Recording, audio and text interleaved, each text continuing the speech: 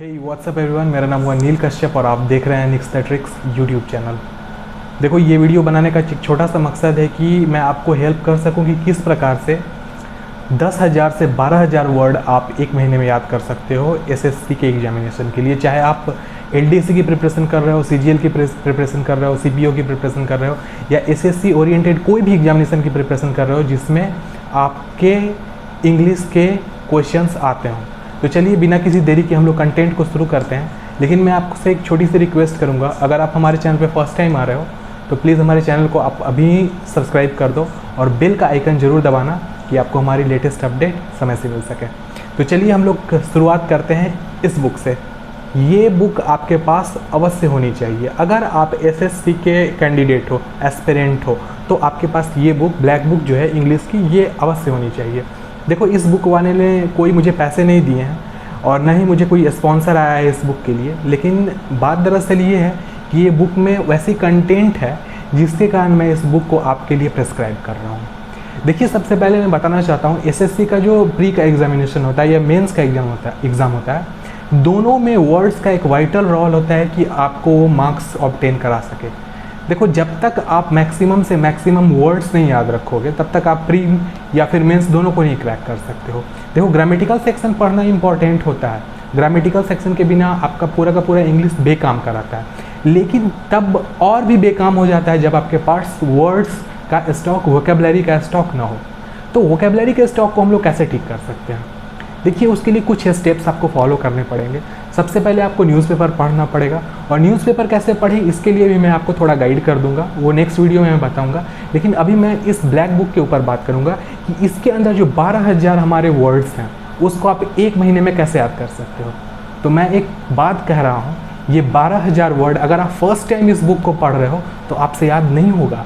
इसके लिए कम से कम आपको 100 डेज चाहिए, तभी आप 12,000 वर्ड को फर्स्ट टाइम याद कर सकते हो। हाँ, अगर आप एसएससी 2 साल या 3 साल से अगर दे रहे हो और तब अगर इस बुक को आप ले रहे हो तो मैं गारंटी दूंगा कि आप 30 डेज़ में इस बुक को कंप्लीट कर सकते हो। मैं इस बुक को शायद 5 या 6 बार कंप्लीट कर चुका हूँ और 20 डेज़ मेरे लिए मैक्सिमम होता है, ज़्यादा से ज़्यादा बहुत हो गया 20 डेज़। मैं कोशिश करता हूँ 15-16 दिन में इसको कंप्लीट कर दूँ, क्योंकि इसमें बहुत सारे ऐसे वर्ड्स हैं जिसको मैंने अच्छे से याद कर लिया है। मैं 4 साल से एसएससी का एग्जामिनेशन दे रहा हूँ और मेरे पास इस चीज़ वर्ड्स का एक अच्छा खासा स्टॉक है। Not only this book but also मेरे पास और भी बहुत सारे वर्ड्स के बुक हैं जिसको मैंने बहुत ही थरोली पढ़ा है। इस बुक को मैं सबसे बेस्ट बुक इसलिए कहता हूँ क्योंकि इसमें हर चीज़ बैलेंस्ड वे में है। जो भी एग्जामिनेशन ओरिएंटेड है वो बैलेंस्ड वे में है। कितने लोग ये बोलते हैं कि ये बुक बहुत ज़्यादा एक्स्ट्रा है। नहीं, एक्स्ट्रा नहीं है।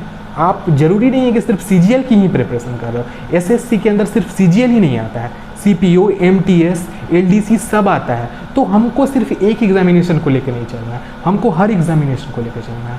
तो देखो, सिंपल सी बात है, लोगों के ऊपर मत जाओ, मेरी बात मान लो। अगर आप ढंग से पढ़ोगे तो इस बुक को आप 100 डेज़ में अगर फर्स्ट टाइम हो तो याद कर लोगे, और अगर पहले से आप ये वर्ड का आपके पास थोड़ा बहुत स्टॉक है तो ये 30 डेज़ आपके लिए काफ़ी रहेगा। अब शुरुआत करेंगे कहाँ से, किस तरीके से इस बुक से आप बेनिफिट ले सकते हो। देखो, बेनिफिट 3 तरीके से लिया जाएगा। सबसे पहला तरीका होगा क्रैमिंग करने का। तो क्रैमिंग वहाँ करें जहाँ ज़रूरी हो, ऐसा नहीं कि हर वर्ड को आप क्रैम करने लगो। दूसरा तरीका है क्या है, मल्टीपल टाइम ऑफ रिवीजन। देखो, revision is the most important thing by which you can get success in SSC examination. अगर आप मैथमेटिक्स हो या इंग्लिश हो उसमें रिवीजन नहीं करते हो तो आपका सारा का सारा मेहनत बेकार जाता है।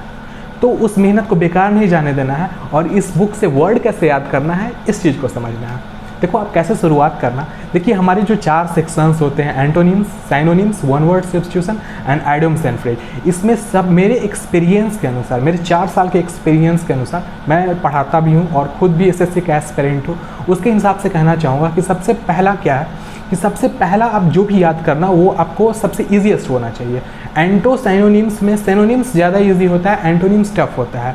और जो वोकेबलरी का चारों सेक्शन है हमारा, one word substitution, idioms and phrase, anto और साइनो, उसमें सबसे जो इजीएस्ट होता है वो आइडियम्स एंड फ्रेज होता है। आइडियम्स एंड फ्रेज में स्टोरी बेस्ड आप पॉइंट के हिसाब से उसको याद भी कर सकते हो। वैसे आपको मैं बता देता हूँ, एसएससी के जितने भी वर्ड्स आपको antonym one idioms and phrase के मिलेंगे, सब पे एक न एक कहानी बन सकती है अगर आप चाहो तो। मैंने करीब 1000 से ज़्यादा याद कर लिए हैं आइडियम्स एंड फ्रेज, लेटेस्ट वाले, पुराने वाले तो हैं ही याद, लेटेस्ट में मैंने याद किया है जो कि पूरी की पूरी स्टोरी बेस्ड है। मैं उस पर भी वीडियो जल्द ही लाने वाला हूँ जिसमें मैं 10 वर्ड को उठाऊंगा आइडियम्स की और उसकी जितनी भी कहानियाँ होंगी मैं उसको एक्सप्लेन आपको करूँगा। तो सबसे पहले हम लोग शुरुआत करेंगे आइडियम्स एंड फ्रेज से। आपको फर्स्ट डे जो शुरुआत करना है उसमें कितने क्या करना है कि सुबह के टाइम में हमेशा याद करने का जो काम करना है आपको 6 बजे से पहले करना है। देखो जैसे जैसे सूरज ऊपर चढ़ जाता है हमारा दिमाग कम काम करने लगता है और मॉर्निंग के टाइम में हमारा दिमाग ज़्यादा चलता है, याद करने की कैपेबिलिटी हमारी उस टाइम में ज़्यादा रहती है। तो अब क्या करना, सुबह सुबह उठना, शुरुआत हमारी मोबाइल से नहीं इस बुक से करना, ठीक है। आप ये बात ध्यान, सुबह सुबह उठ के लोग मोबाइल चेक करते हैं, व्हाट्सएप पे कितने मैसेज आए हैं, इंस्टाग्राम पे क्या फॉलोअप्स हैं, आप वो नहीं करना। आप सुबह सुबह उठते ही आपके बेड के बगल में ये बुक रहनी चाहिए। इसमें से आप निकालोगे आइडियम्स एंड फ्रेज और 100 आइडियम्स एंड फ्रेज को आप लगातार पढ़ जाओगे। समझ में आए ना आए क्रैमिंग नहीं करना है, आपको क्या करना है वर्ड्स को डायरेक्ट पढ़ जाना है। अब क्या करेंगे, जब ये वर्ड पढ़ जाओ आप, उसके बाद जो भी आपको करना है, मैथ्स बनाओ, जनरल नॉलेज याद करो, करंट अफेयर्स याद करो, मैथमेटिक्स बनाओ, जो करना है आपको करो। और शाम के टाइम में फिर खाना वगैरह खा के जब आप सोने जाते हो उस टाइम में मोबाइल नहीं चलाना है और उस टाइम में फिर से ये बुक हमें लेना है और इस बुक में जितनी भी आपने आइडियम्स को सुबह में पढ़ा है उसको फिर से आपको रिवीजन कर लेना है। ये रिवीजन का काम कितने दिन करना है, तो आपको 1 वीक करना है।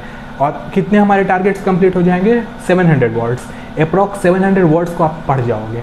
अब बोलोगे मेरे को याद नहीं रहा, उसके लिए क्या करना है, तो देखो याद करना क्रैमिंग करके आप बचपन आपका नहीं रहा जिसमें आप A for apple B for ball करके याद करोगे।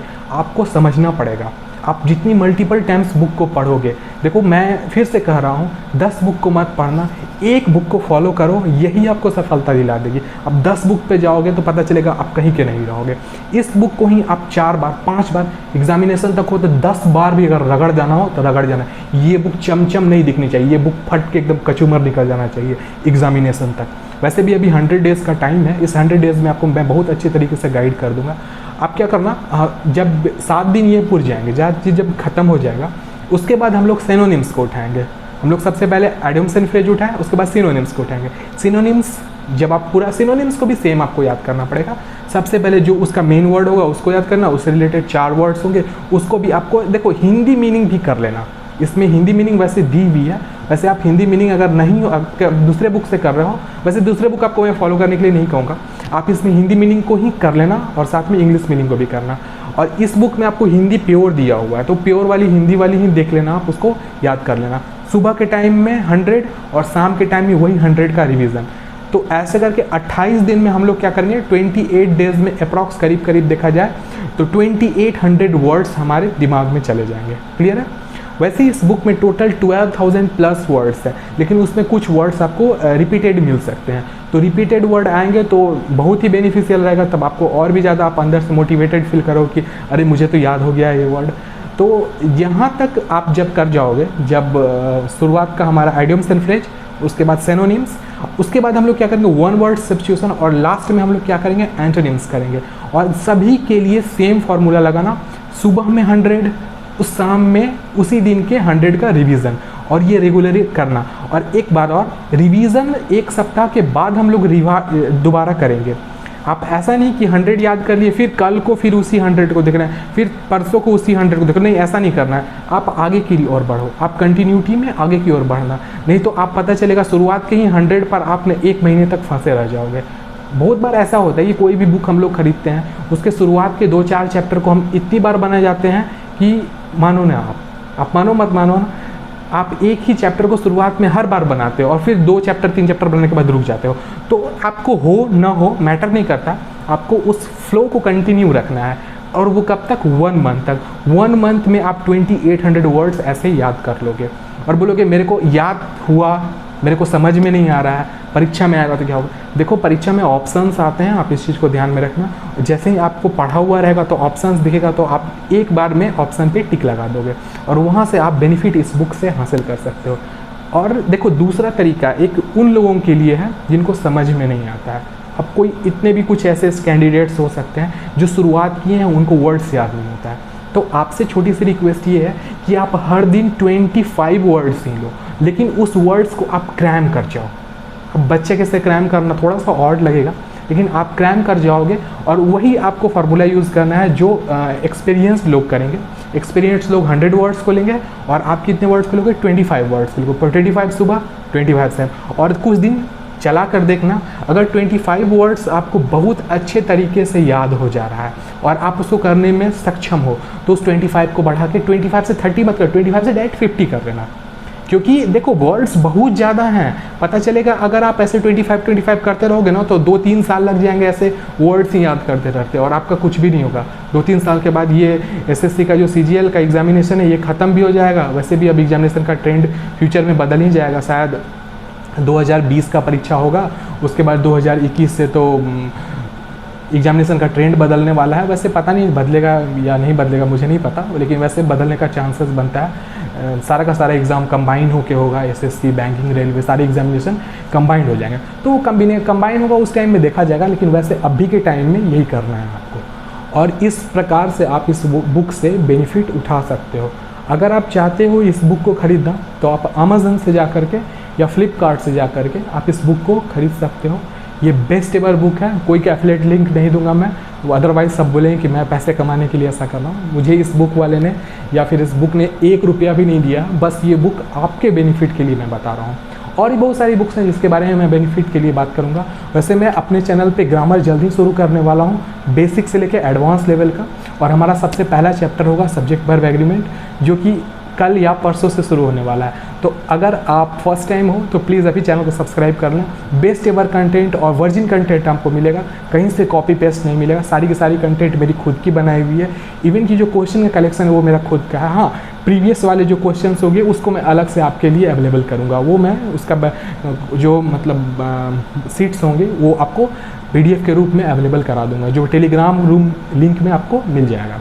और साथ में जो क्लासेस की जो वीडियो होंगी वो आपको और अलग से मिल जाएंगी, और साथ साथ में PDF भी अलग से आपको मिल जाएगा।